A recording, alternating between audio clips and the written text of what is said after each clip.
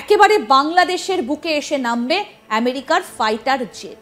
ভারত এবং চীনের ওপর একটা নজরদারি তো চালানো যাবে, এবং এই চুক্তি সম্পাদিত হলে ভারতের কোনো সমস্যা হতে পারে কি? বারে বারে ঘুঘু তুমি খেয়ে যাও ধান, এইবার ঘুঘু তোমার বাঁধিব পরাণ। ভারতকে শায়েস্তা করতে আজ ঐক্যবদ্ধ এদেশের 18 কোটি মানুষ। বিগত এক যুগেরও বেশি সময় ধরে ভারত বাংলাদেশে আধিপত্য চালিয়েছে, বন্ধুত্বের কথা বলে লুট করেছে প্রতিনিয়ত।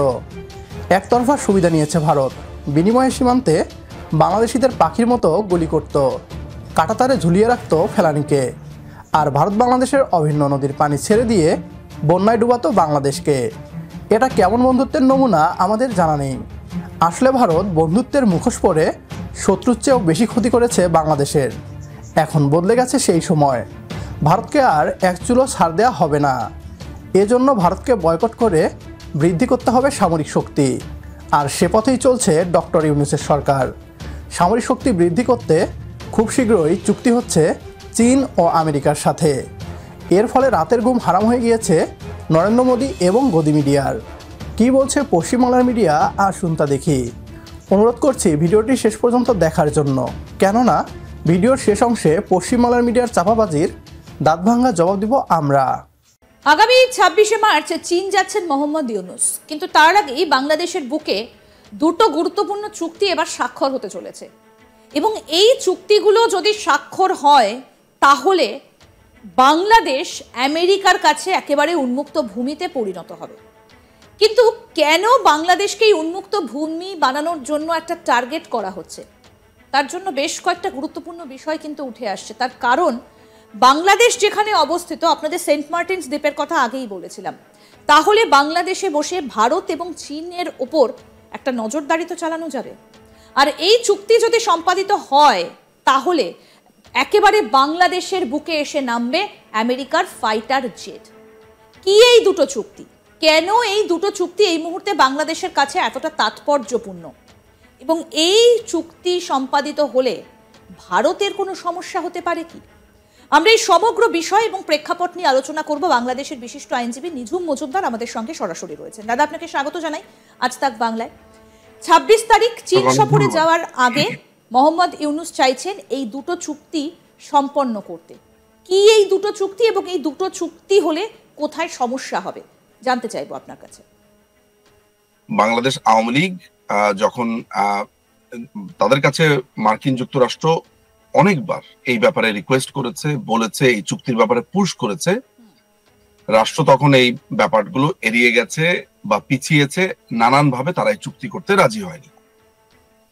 এইবার অর্থাৎ গত 18ই মার্চ মার্কিন যুক্তরাষ্ট্রের সিনেটর এবং যুক্তরাষ্ট্রের অস্ত্র ক্রয় সংক্রান্ত সংসদীয় কমিটির চেয়ারম্যান মিস্টার গ্যারি পিটার্স, তিনি বাংলাদেশে এসেছেন তার আরো 3 জন সহকর্মীকে নিয়ে, তার সহযোগীদেরকে নিয়ে, এবং তিনি ওই 18 মার্চই হোটেল ওয়েস্টিনে তিনি চেক ইন করেছিলেন।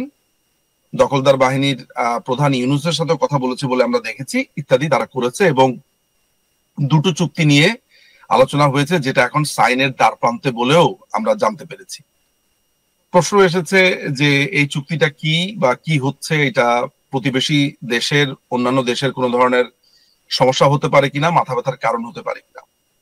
প্রথমে আপনি এটা জেনে রাখেন যে এসিসিএ চুক্তির কথাটা যেটা বলা হচ্ছে, আমরা যেটাকে বলে আকসা, এই চুক্তিটার পুরো ব্যাপারটা হচ্ছে লজিস্টিক সাপোর্ট বিটুইন 2 কান্ট্রিজ।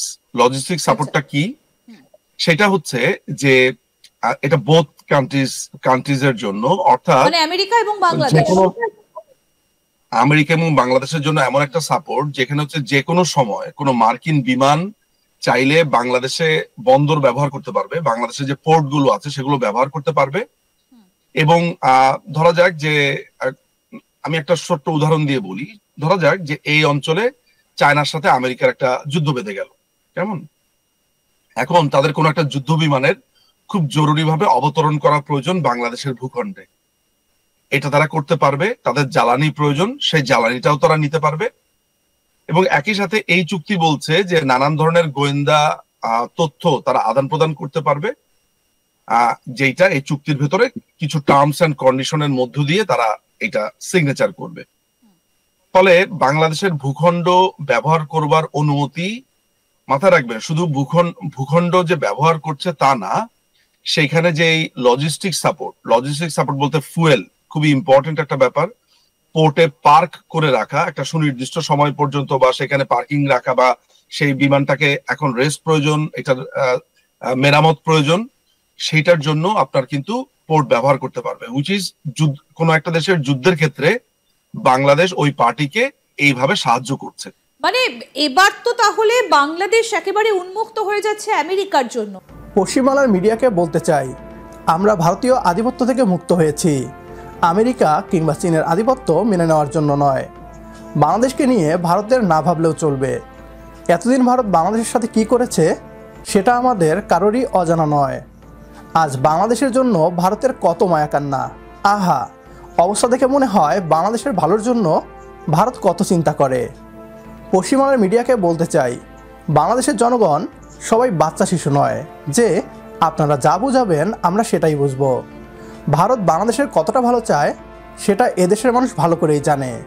সুতরাং বাংলাদেশকে নিয়ে প্রোপাগান্ডা ছড়ানো থেকে বিরত থাকুন, নয়তো আপনাদের প্রতি এদেশের মানুষের তিক্ততা বাড়তেই থাকবে, যার ফল খুব একটা ভালো হবে না। ইতিমধ্যেই বাংলাদেশিরা ভারত ভ্রমণ বয়কট করায় পশ্চিমবাংলার ব্যবসায়ীরা পথে বসতে চলেছে, বন্ধ হতে চলেছে সেখানকার হাসপাতাল সহ হোটেল, রেস্টুরেন্ট এবং বিপণী বিতান।